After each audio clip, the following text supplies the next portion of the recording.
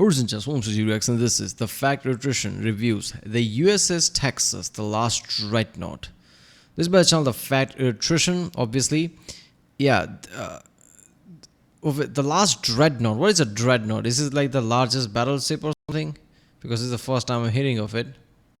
So I'm guessing this is the last one, but they're not going to make it again. I guess replaced by something. Because aren't they like aircraft carriers, right? Nimitz class, if I remember correctly, in US is the largest one there is, right? It's like a really, really massive one.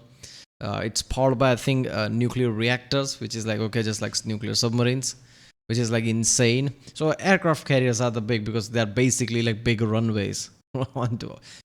Obviously that is such a big thing, the aircraft carriers, because it's just like, okay, how is our jet going to reach that place? And most of the earth is covered by sea, so like, fuck it, we'll just send an aircraft carrier and from there we'll just bombard the shit out of them, right? Same thing with the submarine, nuclear submarine. So yeah, anybody has like a massive like naval force is the really OP one. That's why Britain was really powerful and covered the third of the globe and took over it, right? And now you're like, okay, you know what? We're gonna make this even more better. Not just ship, but ship that carries fucking planes, submarine that carries nuclear missiles. So there you go. Now this, I'm guessing this is like one of those like cannon ones, right? Like I see it.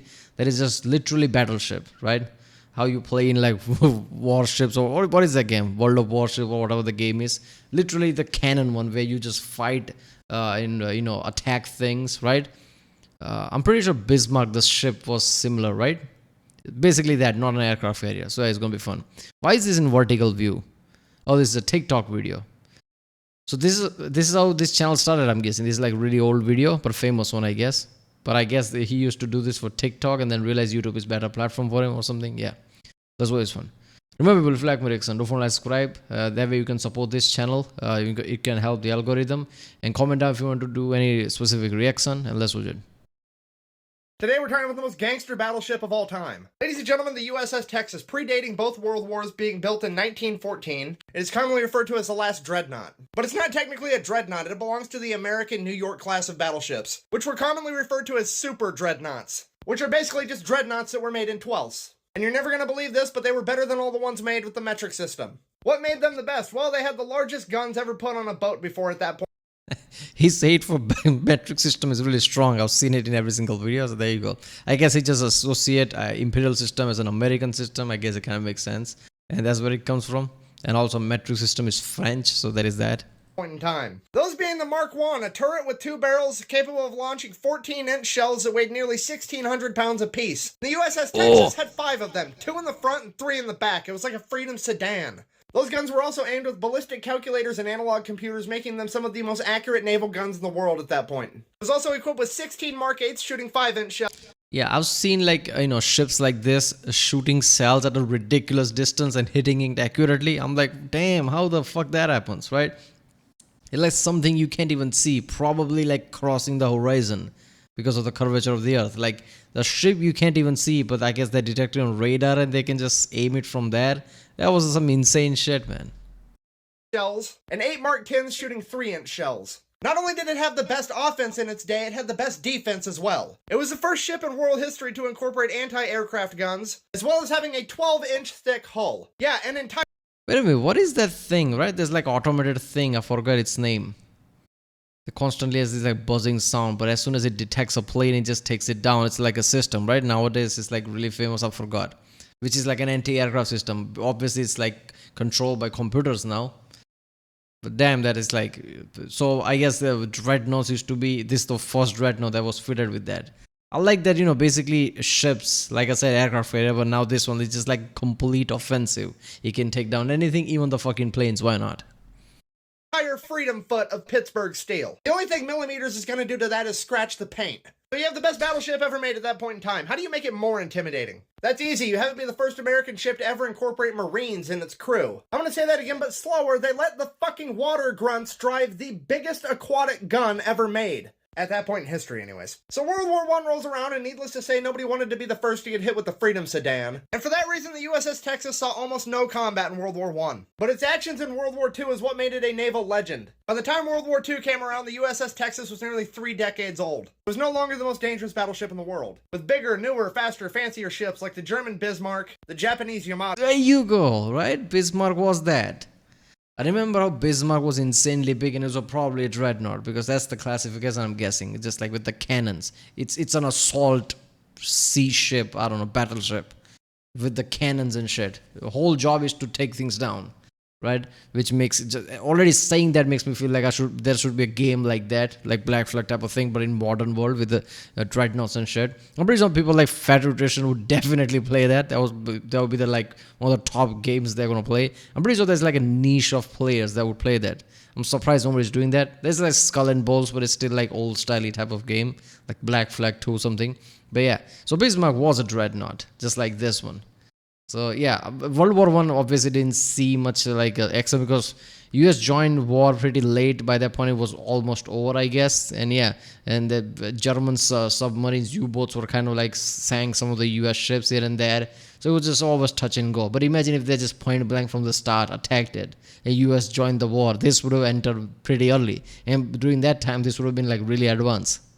And the Iowa-class battleships. But its crew did have 30 years of experience, and as the old adage goes, youth and exuberance is no match for old age and treachery, which is something that the USS Texas lived up to because it is the only US battleship to engage the enemy in all 5 theaters of World War II. What? D-Day, June 6, 1944. The USS Texas would take its position 12,000 yards off the coastline. At which point the USS Texas was tasked with bombarding the enemy fortifications. And it did just that, firing over 255 rounds in under 34 minutes. That is 408,000 pounds of ammunition. Let's put that into perspective. Your average Volvo weighs about 4,000 pounds. Meaning that the Texas was shooting the enemy with about 3 spicy Volvos a minute for half an hour.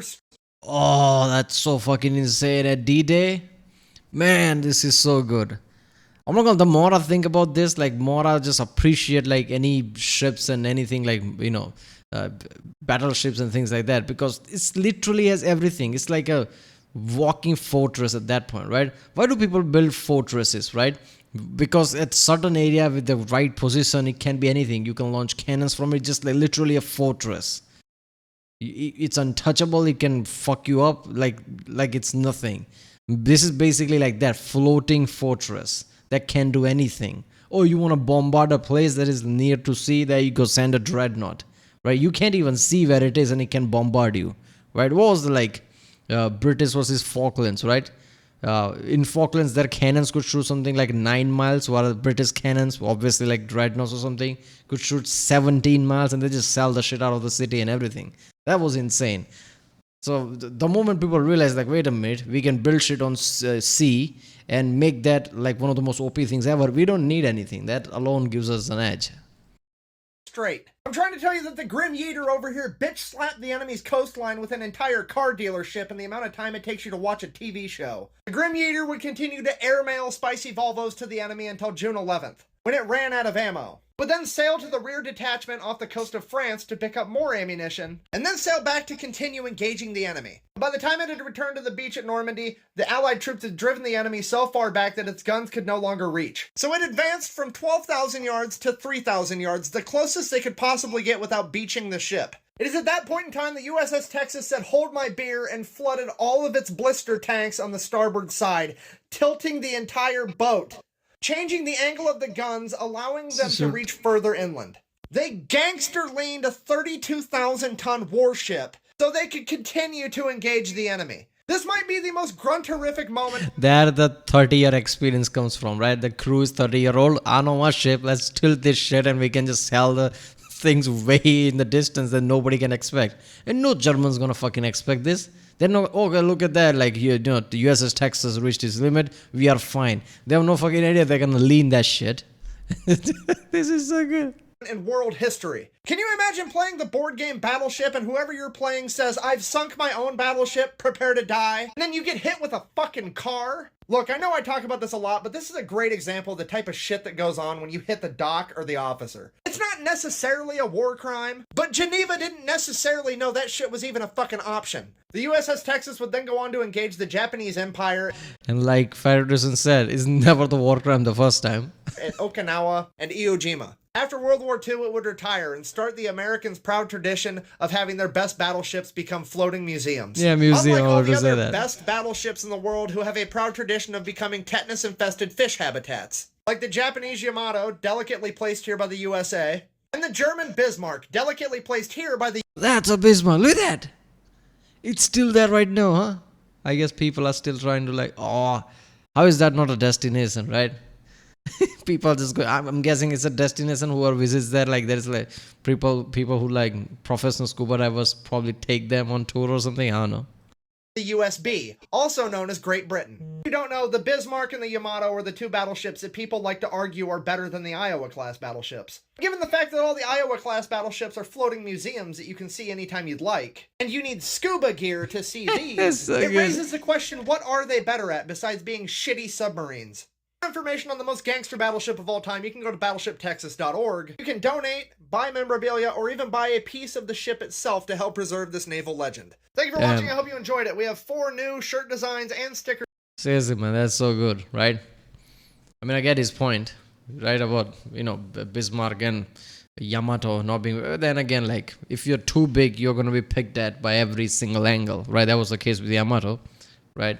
So yeah, but that is like 2 biggest names you can think of, right? Yamato and Bismarck. I'm guessing also USS Texas now. I'm gonna remember that. Dreadnoughts. I'm guessing this was the biggest dreadnought, right? Since it's the last of USS Dreadnought and it was this kind of powerful, who fucked shit up in World War II, right? I just recently just watched. I don't think I posted it yet. I don't think I'm gonna post it until before I post this. That video about fixed bayonets from Federation. Right, Lewis Hamilton, whatever that his name. Basically, the most badass guy from 20th century, not just World War II. So I'm guessing this is like the most badass dreadnoughts from the 20th century, especially in World War II, because it was just everywhere, right? Yeah. Right, well, if you like my reaction, don't forget to subscribe. That was the Federation review, USS Texas. Yeah. Comment down if you want to do any specific video. I do military related videos now a lot. There's like I do muster videos about equipment things, right? Task and Purpose is another channel I've been watching recently, and obviously Federation Electrician. If you know any other good channel, definitely comment down. And yeah, I'll see you next time.